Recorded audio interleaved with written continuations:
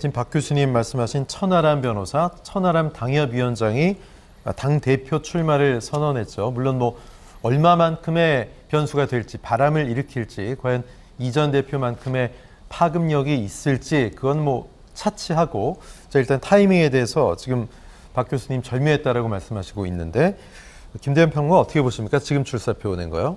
글쎄요, 뭐 천하람 이분이 꼴찌 안 하면 다행이지 않을까, 뭐 이런 생각도 한편으로 해봅니다. 제가 천하람이라고 하는 정치인을 폄훼하는 것이 아니라 일반적인 어떤 정치적 인지도라든가 그리고 그동안에 정치적으로 뭔가를 해왔던 궤적이라든가 이런 것들이 나름의 어떤 성적표가 있어야 하는데, 천하람은 사실은 대구 사람입니다만 이 호남에 가서 변호사 사무실을 차리고 가족과 함께 이주를 해서 살고 있습니다. 이거는 어떤 측면에서 보면 대단한 도전처럼 보이지만 또 다른 측면에서 보면 굉장히 무모한 일을 도모하고 있다라고 하는 측면도 있습니다. 자, 그래서 이 무모함과 대단함 사이에서 본인이 어떤 성과를 낼 것인지, 그래서 그 성과를 토대로 해서 당대표 선거에 나선다고 하면 그건 유의미하다라고 봅니다만, 아직은 그런 성과물을 만든 적도 또 뭐 결과가 나온 적도 없기 때문에 이번 당대표에 도전하는 자체는 저는 뭐 큰 의미는 없다라고 봅니다. 네, 인지도가 대단했던 이준석 전 대표와는 차이가 좀 많이 납니다. 그렇죠. 예, 그래서 그러니까 이준석 2도 안 될 것 같은데, 어쨌든 이준석이라고 하는 전 당대표가 좀 밀어주고 있다, 뭐 이런 거 아니겠습니까? 근데 저는 이준석 당대표도 또 이렇게 봅니다. 그럼 이준석이라고 하는 정치인은 선굴군 정치를 하고 있는가?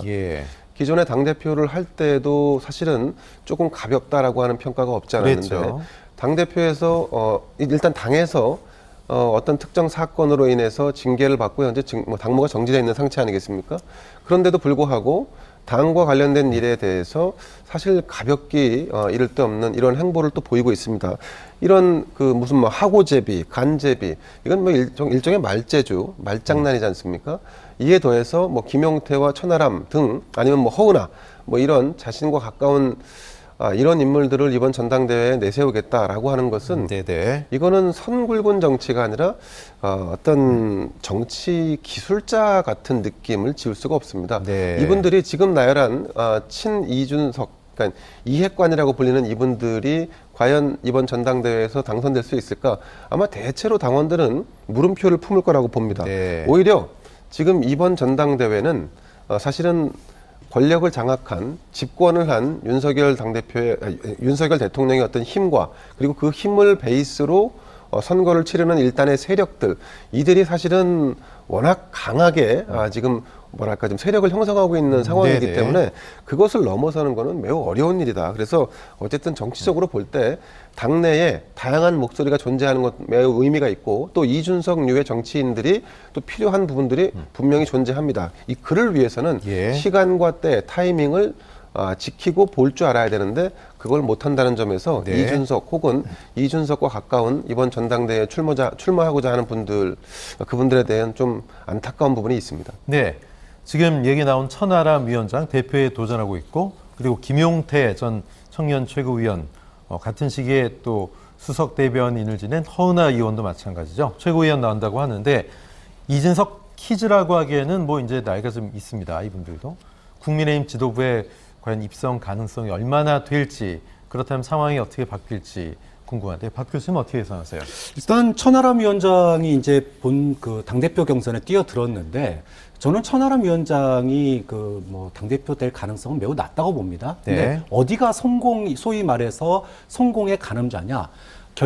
본선 투표에서 과반 득표를 막아내서 결선 투표로 가게만 해도 저는 성공이라고 봅니다. 즉, 천하람 위원장이 결선 투표에 못 올라가더라도 1차에서 소위 친윤 후보가 과반으로 당선되는 걸 막는다면, 이제까지 이준석 대표가 당내에서 2030 세대 당원 가입 동료 운동을 계속 펼쳤잖아요. 이것에 영향력이 발휘가 되는 거거든요. 즉, 향후에 이준석 대표가 정치적 행보를 할 수 있는 맹활을 전당대회에서 그 힘을 조금이라도 보여줄 수 있다면 그거 자체가 성공 아니겠느냐. 두 번째, 이렇게 하면은 그동안에 소위 양강 구도에서 전당대회에 관심을 갖지 않았던 소위 국민의힘이 좀 바뀌어야 되고 윤석열 대통령도 좀 바뀌어야 된다고 했던 국민의힘 지지층들이 누군가에게 표를 던질 수 있는, 즉 전당대회에 참여할 수 있게 됩니다. 자, 그렇게 되면 전당대회 때 당대표한테만 투표하는 거 아니잖아요. 그럼 누군가에게 또 최고위원 투표도 해야 되는데 그렇죠. 아까 말씀드렸던 것처럼